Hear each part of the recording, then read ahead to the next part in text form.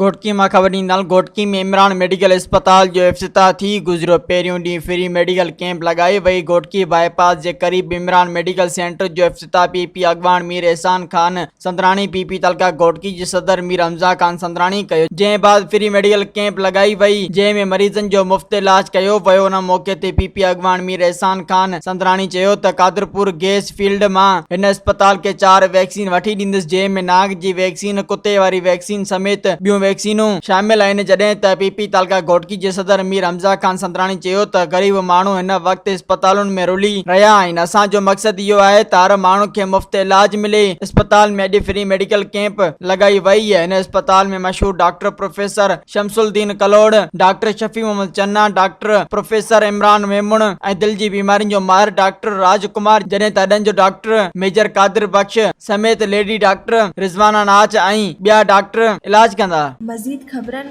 ऐं तफ़सीलात लाइ विज़िट कयो असांजी वेबसाइट www.awamiNewsHD.com ऐं ॾिसंदा रहो अवामी न्यूज़ HD।